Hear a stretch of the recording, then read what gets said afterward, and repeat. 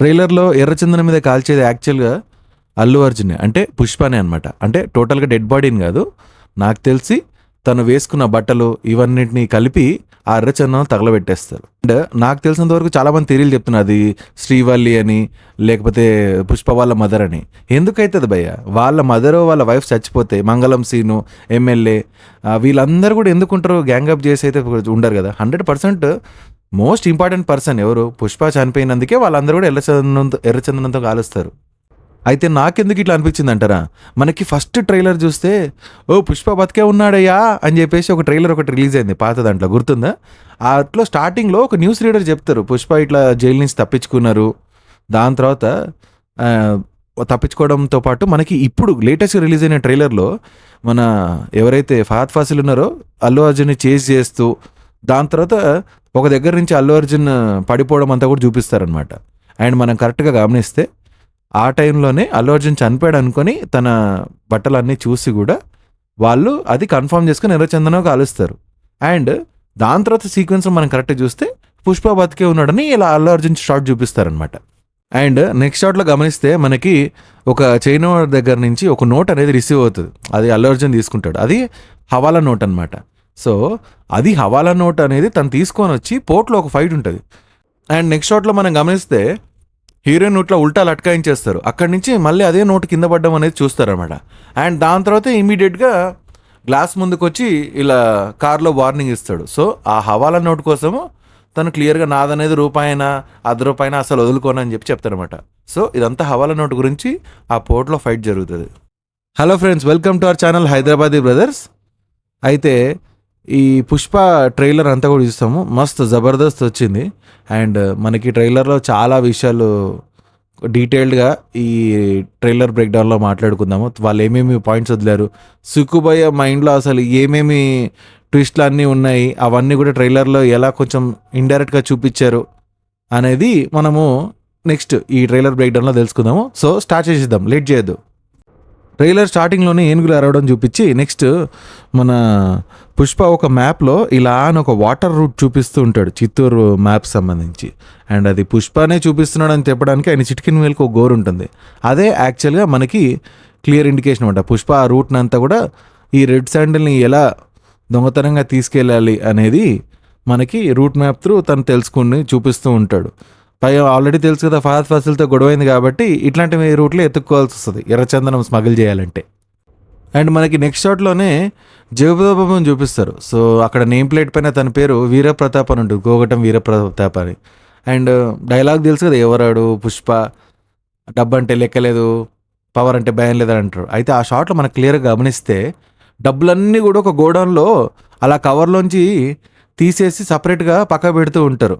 And ఇంకా కొంచెం clear గమనిస్తే అందులో కుర్చీలలో సోఫాలలో పెడతారంటారు అనమాట.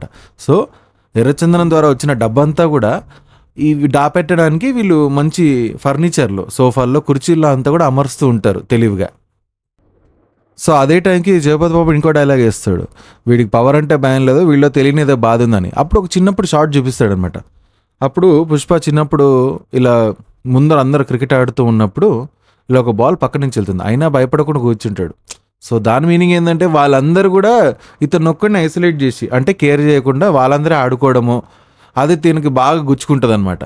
అండ్ మనకి ట్రైలర్లో కొంచెం ఫార్వర్డ్ వెళ్ళి చూస్తే అదే క్రికెట్ టోర్నమెంట్ పుష్ప అరేంజ్ చేసి పెద్ద పెద్ద కప్పులు, వరల్డ్ కప్పులు లాంటివి ముందు కూర్చోబెట్టి ఇలా గర్వం కూర్చొని ఉంటాడు అనమాట.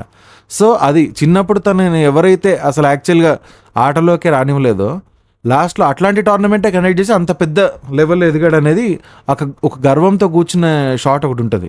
అండ్ మస్తు క్రేజీ డీటెయిలింగ్ కదా అదైతే. అండ్ నెక్స్ట్ షాట్లో మనకి క్లియర్గా ఒక ప్లేస్ చూపించి దాంట్లో ఎర్రచందనం అంతా కూడా ఇట్లా ఐఫిల్ టవర్లకు మొత్తం పేర్ చేస్తారు. నాకు తెలిసి అదే 100% పుష్ప అడ్డాయి ఉంటుంది. బికాజ్ అక్కడ మనకి మిగిలిన వాళ్ళందరూ కూడా ఇలా ఒక చెక్కతోని కింద స్టాంప్ వేస్తూ ఉంటారు. మనం గమనిస్తే అక్కడ అది పుష్ప హ్యాండ్ సింబల్ అనమాట. యూజువల్గా తను బ్రాండ్ అని చెప్పి ఇట్లా హ్యాండ్తోని సింబల్ ఉంటుంది కదా. సో అడ్డాలో వాళ్ళందరూ కింద కొట్టి ఆ కట్టే అంతా గమనిస్తే ఇట్లా చేతి సింబల్ లాగా ఉంటుంది. సో 100% అది పుష్ప అడ్డనే అయి ఉంటుంది. అండ్ అట్లనే మనకి నెక్స్ట్ హెలికాప్టర్ షాట్, హీరో ఇలా టీ పిక్ చేసుకోవడం అంతా చూపించి ఒక దగ్గర హెలికాప్టర్లో దిగుతున్నప్పుడు ఒక గన్ పట్టుకో ఉంటాడు. కరెక్ట్గా ఆ గన్కి కింద చూస్తే వెనకాల నాకు తెలిసి పుష్ప ఇంకా పక్కన వాళ్ళ ఫ్రెండ్ ఉంటాడు కదా. సో అక్కడ వాళ్ళ ఫ్రెండ్ కేశవ ఉంటాడని చెప్పాను కదా. సో నెక్స్ట్ షాట్లో చూస్తే పుష్ప ఏదో మాలేసుకొని ఇలా ఒక రెడ్ కలర్ హెలికాప్టర్లో తను ఇంకా కేశవ దిగుతున్నట్టు ఉంటుంది నెక్స్ట్ షాట్ మనం క్లియర్గా గమనిస్తే.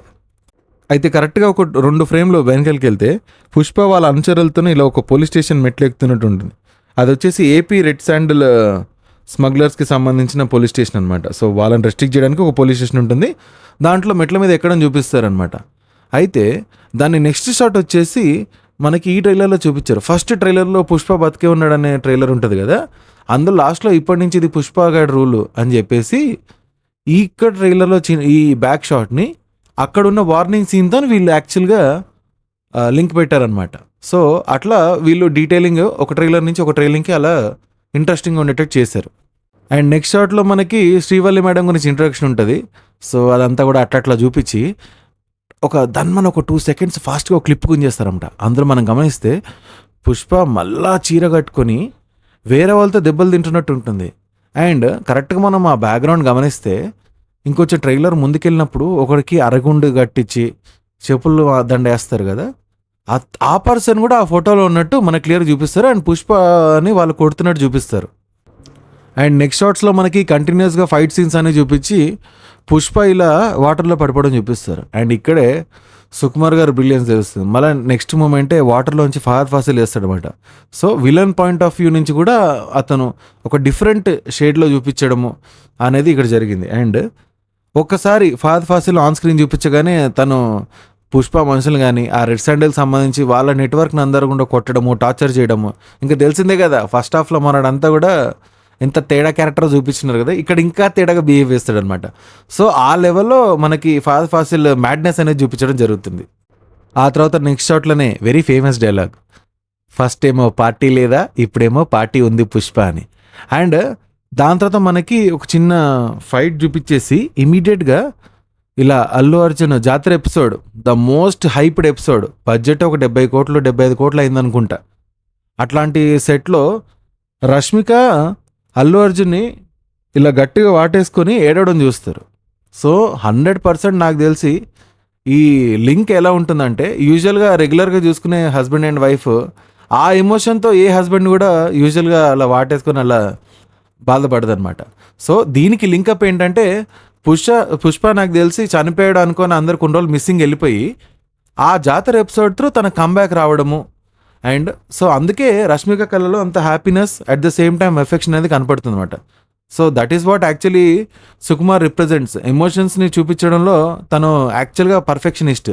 అండ్ దానికి పర్ఫెక్ట్ ప్లాట్ తీసుకొని హీరోని ఎంట్రీ ఒక సర్ప్రైజ్ విజిట్ లాగా చేసి ఆ ఎమోషన్స్ రాబట్టడం ఓన్లీ సుకుమార్ మార్కింగ్ స్టైల్.